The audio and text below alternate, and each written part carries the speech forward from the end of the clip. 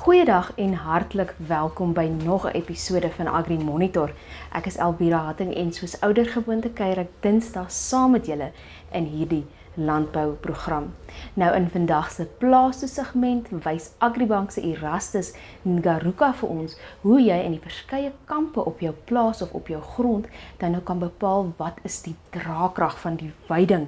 Baie interessante en 'n tegniese video wat dan volg.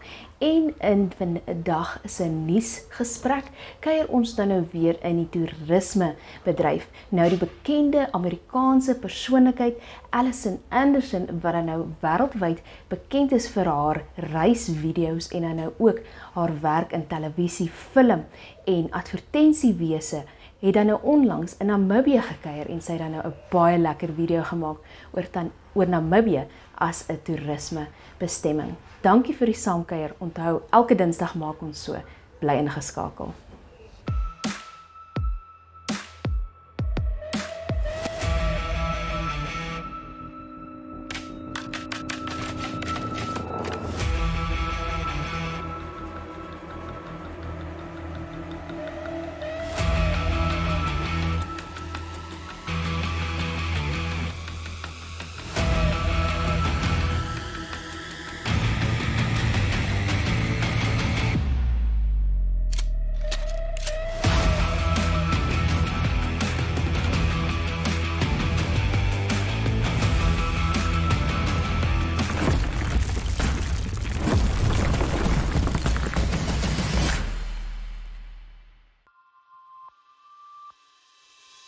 Funding factory and the risk aspects that are related to the potato production is also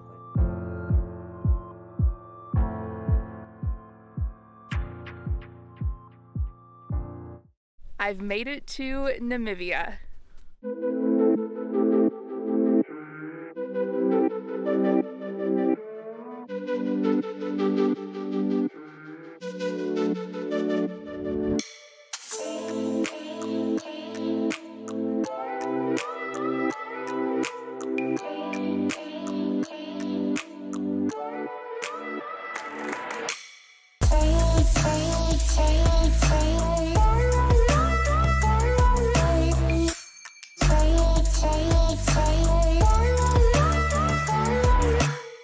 I've made it to Namibia and I can't even begin to describe how excited I am to be here. I'm going to be traveling through the country for a couple of weeks on a photography tour and I can't wait to share it with you. We're currently in Cestrium, which is the desert. Namibia has the largest sand dunes in the world and it's a photographer's paradise because the texture and the shadows make it so visually interesting. And the lodge that we're staying at is incredible. These are like luxury tent chalets. All of the rooms are individual units looking out over the Namibian desert and you can roll up the windows so it's all open air like a canvas tent. But they also have air conditioning and across your deck you have a really nice bathroom. So it's like earthy but fancy. You get some wildlife in this region and the sunrises and sunsets are incredible. And we're here on a full moon and lunar eclipse. Last night we were out in the dunes at sunset and the moon rose perfectly behind the dunes and it was so big it looked fake. One of the most photographed places in the Namib desert is Dead Flay, and the best light is right at sunrise, so we woke up super early to drive in and hike into the dunes, which is not for the faint of heart, it is a workout. Dead Flay is a white clay pan that temporarily flooded hundreds of years ago, allowing camel thorn trees to grow. But when the water went away, the trees died and only their skeletons remain. They're scorched black from the sun and don't decompose because the wood is so dry. Something else I highly recommend doing if you come to the Namib Desert is a helicopter tour out to the coast. We did a doors-off tour at sunrise while the lunar eclipse was happening, and it was incredible. You start off in the desert so you see the sand dunes and formations from the sky, and when you make it to the ocean, the dunes fall into the water. And the ripples of the sand meeting the ripples of the sea is just spectacular. There's an enormous seal colony there as well, and our pilot took us right down to the water, which was exhilarating. We were so close to the surface, the waves were spraying us.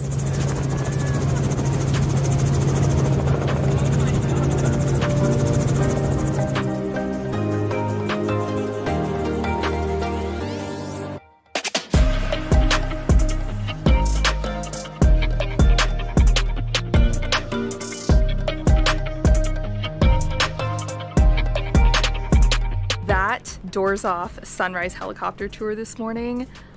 One of my all-time favorite travel experiences. Absolutely mind-blowing. And now we're going to be driving from the desert out to the coast to spend some time there.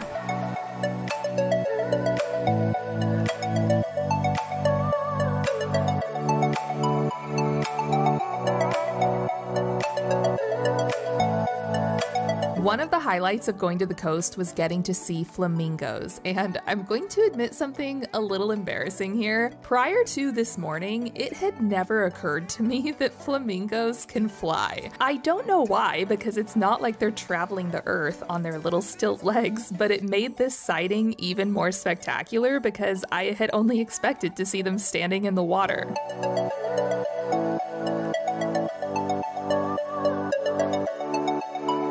We've made it to Spitzkop and we're staying at this beautiful lodge where all of the rooms are individual houses overlooking the landscape. Namibia means vast land, and that is the perfect name for this country because there really is so much wide open space. Spitzkop is considered the Matterhorn of Namibia because it has this striking shark tooth-like mountain in the middle of otherwise completely flat landscape. And it's the quietest place we've been yet. There really are not a lot of people here. It sounds like tours don't generally make a stop here, so it's very quiet and serene. So we're going to be spending the next couple of days getting up early and shooting the sunrise, exploring some of these rock formations. There's even zebras here. We saw a mom and her baby on the way in, and it was just the most precious thing.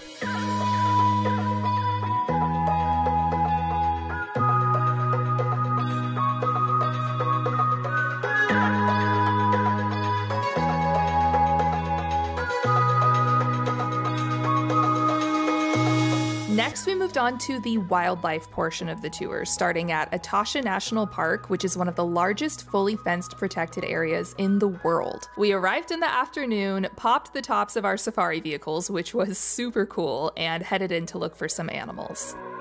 Our first sighting was 6 lions sleeping around a waterhole. Waterholes are the best places to watch for wildlife because everyone's got a drink. We had a couple timid giraffes come up for a sip, but the lions weren't really interested. We could see the lions were covered in blood, meaning they had recently eaten and were essentially in a food coma, just sleeping in the sun. You'll see GPS collars on some of them, and this is for research purposes. Etosha's home to one of the largest surviving wild lion populations in Africa, and monitoring them is critical to understanding their conservation status.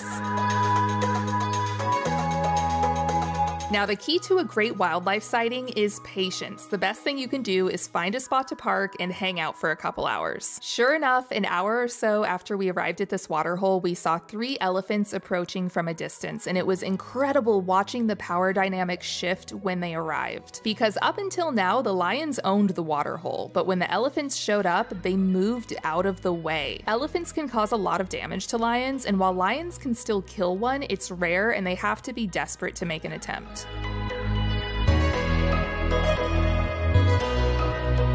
We spent the next couple of days in the park from sunrise to sunset. We were greeted by a dazzle of zebras one morning. The term for a group of zebras is a dazzle. And there was this little foal following behind its mom, and whenever it got too far behind, it would kick up its legs and do this little run. Something incredible that I learned about zebras is new moms will keep other zebras away from their baby for a few days after it's born so that the baby learns her unique stripe pattern.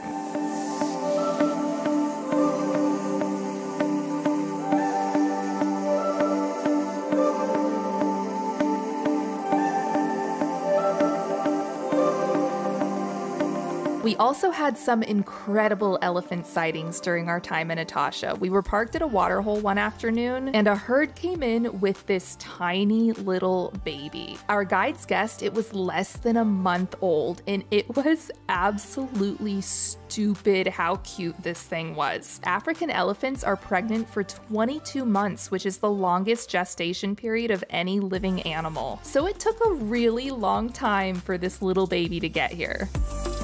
We were lucky in Etosha to see several large herds of elephants, and one afternoon we even got a vocal display right next to our vehicle.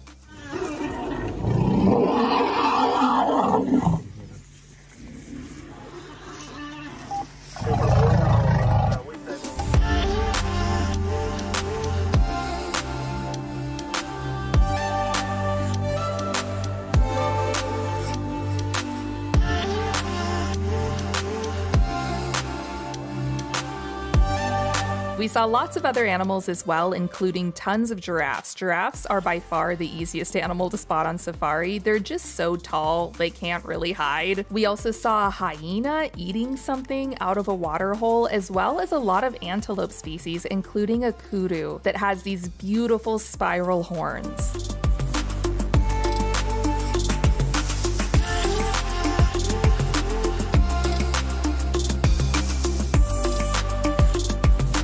We've made it to the Arindi Private Game Reserve, which is one of the stops I've been looking forward to most on this trip, because private game reserves are a bit of a different experience to a national park. This is privately owned land, so it doesn't have the same rules that a national park does. Like, for example, the past couple of days, the gates to the national park don't open until sunrise and they close at sunset. So you can't enter early and drive out to a water hole to watch animals at sunrise, and you can't stay out until sunset or blue hour to take pictures then. Where on a private game reserve, you can go on game drives any time of day. If you want to go on a night drive or go out really early in the morning before sunrise, you can do that. Also, the accommodation on private game reserves is really nice. This property is stunning. The landscaping, the view from the rooms, there's water holes where you can watch animals, there's swimming pools. So we're going out on a game drive this afternoon, and I'm really hoping to see some cats, some lions, a leopard, a cheetah, some cat action.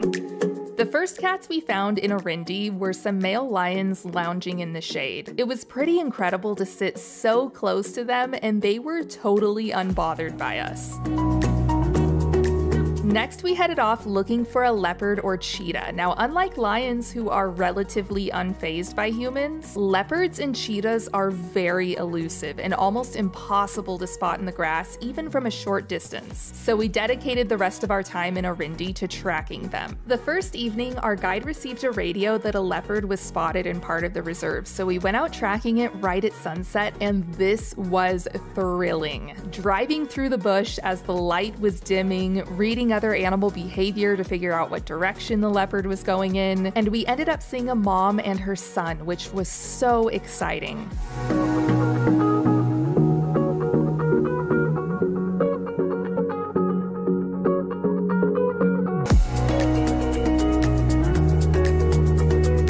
On our final morning, we went out doing the same thing and came across some lion cubs playing. This was one of the most exciting things I've ever seen in my life. I think all of us kids who grew up watching The Lion King have dreamed of seeing a real-life Simba and Nala. It was 2 brothers and 1 sister, and it looked like Mom had her hands full.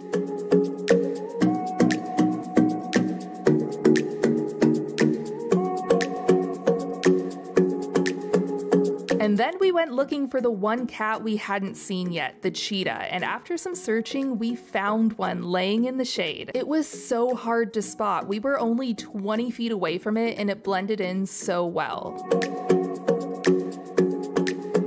It's my last day in Namibia. I've made it back to Windhoek, which is the capital city, which is where this trip started from. I knew Namibia was going to be great, but it surpassed my expectations, and I'm absolutely shocked that after 2 weeks of like a pretty busy schedule, waking up at 5 a.m. every day, heading out in the dark, in the cold, to shoot at sunrise, I thought that I would be pretty exhausted at this point and like kind of ready to be done, because even when I travel to amazing places, after a week or two, like I'm ready to chill out a little bit, but I am not feeling that way today. I could easily do 2 more weeks traveling around this country. There is so much to see, and you get such a diversity with the landscapes, from the desert to the coastline to the national parks and the wildlife. So I highly recommend adding Namibia to your travel list if it's not there already. I know I'm going to be back. So that's it for this video, but not for my time in Southern Africa. I am headed off to another adventure starting tomorrow, so stay tuned for that. Thanks for watching. I hope you all enjoyed this one. If you want to see more from this trip, I will have my Instagram linked down below, and I will see you in the next one. Bye.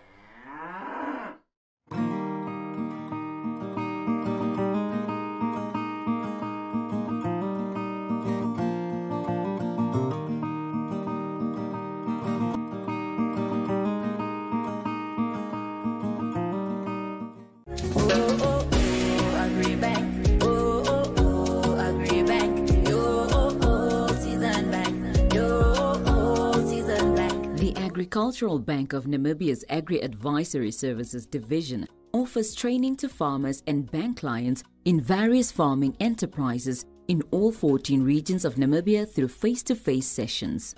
The AgriLearn online platform will share production content on various agriculture farming enterprises to build the knowledge of farmers from all walks of life. Join us as we embark on this virtual journey towards sustainable farming as we zoom into the basics of rangeland management. Good day, farmers. My name is Erastus Ngaruka. I'm the technical advisor for livestock and rangeland management for Agribank in the division known as Agri Advisory Services. So today we are going to discuss about carrying capacity. So we are going to define carrying capacity, and also I will show you how you can estimate it. So by definition, carrying capacity is the ability of an area to carry a specified number of animals over a specified period of time.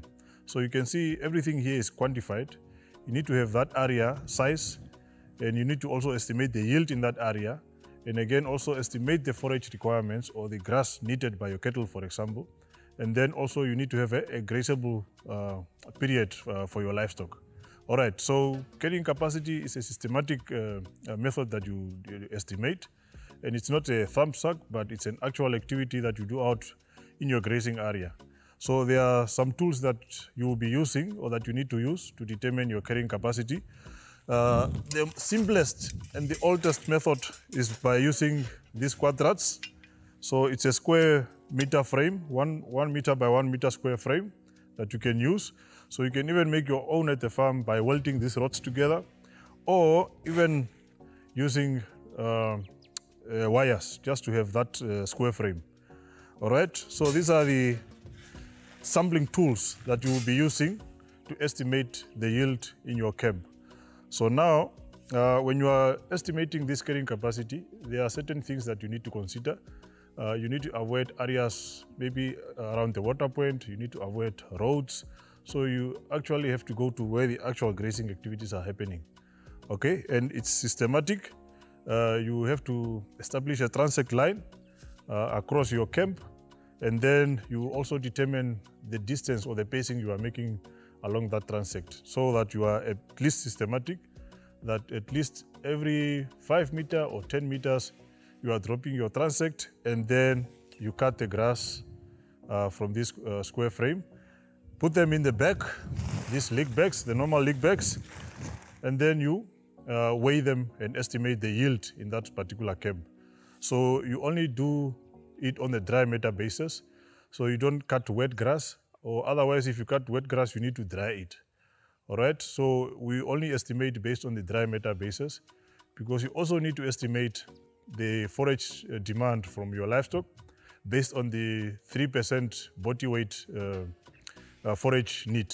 So it's estimated that every animal, can be your cattle or your sheep, will need at least 3% of their body weight in dry matter for them to satisfy their daily needs. All right, so how do you do this transect and dropping your quadrat? You have to walk along a straight line across your camp, and then where you are going to drop this one should be right in front of your shoe, in the middle of your, and then you drop and you only cut grass. So you only cut standing grass, you don't collect things that are broken. So you cut the grass using this shear, and you only cut standing grass. And you only cut grass, not other materials, because you want to estimate, for example, you have cattle, you would want to know how much grass would your cattle have available in this particular camp. So not other materials, otherwise you will be overestimating as well. All right, so you only cut grass, and you cut to the bottom, almost to the bottom, and put them in the back. So you just clean up the whole area, you cut all the grasses in the square frame. So it's like an animal is grazing. So you just graze to the bottom, put all the grass here, only standing grass, not dead materials, because you need to estimate the yield. So, and the yield is whatever is standing in that particular camp. So you cut it all you cut standing grass. And this is dry grass. So it's always better to estimate your carrying capacity twice in a year. So you do it, let's say at the end of the rainy season, so that you are able to estimate the maximum yield of your camp. And then again do it towards the end, let's say this time around, just to estimate what is left from the maximum that you have estimated. So that at least now you play around with your livestock numbers. So they will differ. In the peak season, you have more stocking rate, whereas this time around, you have less stocking rate, or you'll be having more rotations than in the other season. Okay, so you cut everything, just grass, anything that is inside here, all the grasses that are standing or that are rooted within the square frame, nothing outside. So you, on average, you can cut about, or you can drop about 40 quadrats. It can be 10 in one camp, 10 in another camp, and then you make it 40 for the whole farm. Yeah, for as long as you are able to estimate or an average for the whole farm.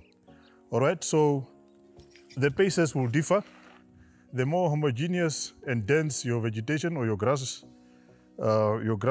population, maybe the more or the longer the pacing between, or the distance between.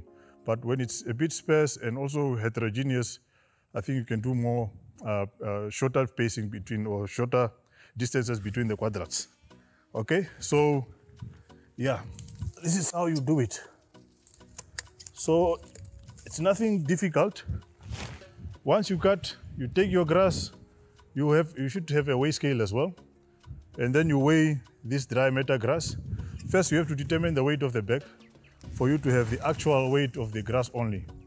So then you do a mathematical calculations to estimate the yield for all the total 40 quadrats, which will also give you the yield per hectare, the yield for that camp, and then you can average the whole camp. And then now you determine the dry matter requirement or the forage demand for your animals, and then it will give you the number of animals you can stock in this particular camp. Okay, so that's how you play around with your rotations or destocking and so forth. After you have dropped your quadrat, so this is how you cut. You cut only rooted grass, standing grass. Don't collect moribund materials, otherwise you will be overestimating. So you just only cut grass as low as possible, and the number of quadrats we said is 40, and then the distance between the quadrats along your transect line will be determined by the density and homogeneity of your grass population. But then your transect line could be 50 meters or 100 meters, but then it will also depend on the size of the camp of the area, or the area. So you can have more transect line if the area is very big, so that you have more representation of the yield. Okay. So remember, the denser and homogeneous your area is, or your grass population is, the closer the distances, or the shorter the, the longer the distances between your quadrats. But the more heterogeneous, or when your grass population is sparsely populated, there's a lot of changes, you would want to capture any small change along that transect, so you reduce your distances between your quadrats. All right, along any transect that you decide, whether it's 50 meters across your camp, and also whether you can put one or two or three transect lines along or across your camp, depending on the size of the area. So you try to make your estimates to be as close as possible to reality. So, and it's very important to collect all the other information, like the grass species composition, the grass cover, the grass density, the bush density, so that at least you have a complete set of information that can influence your decision making when it comes to stocking that particular camp. And always after stocking it, you also need to monitor it, looking at how did the animals utilize it, Were they very selective?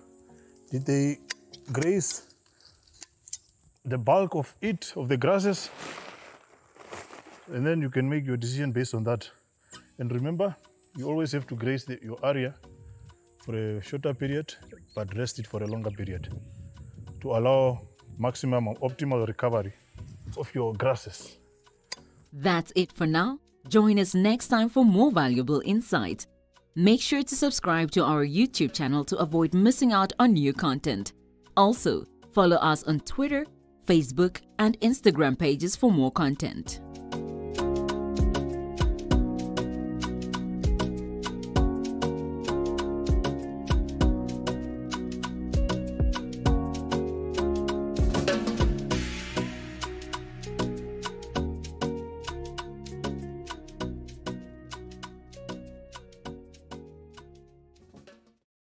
Did you know you can buy a new or second-hand vehicle such as light delivery vans, trailers, small trucks and tractors for agricultural use? The repayment period for these vehicles ranges between 5 and 10 years. Contact your nearest Agribank branch or visit our website at www.agribank.com.na for more information about this loan product. You can also visit us on Twitter, Facebook, Instagram, LinkedIn and YouTube.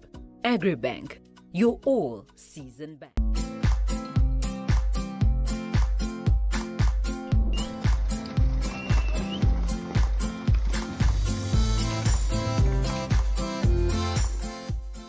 Nou ja, ons sien daar is min veilings van dese week en dit is dan nou oor die vakansiedae. Op 3 Mei hou Agri 'n veiling op Grootfontein en op dieselfde dag is Karoo Oes met 'n veiling op Onderombapa. Op 5 Mei is die WLA met 'n grootveeveiling op Gobabis.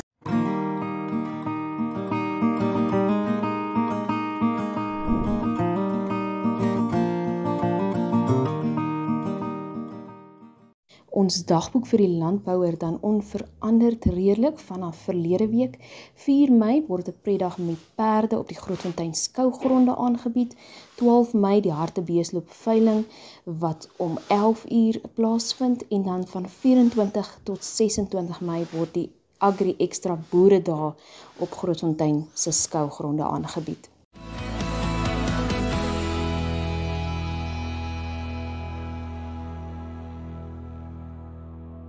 Dit is dan nou al vir vandag. Mei maand is op ons en verskeie vakansiedae wat dan nou wag. Nou ja, van Agri Monitor se kant af gaan ons julle op hoogte hou van landbougebeure in die land. Ons sien julle weer, mooi boer.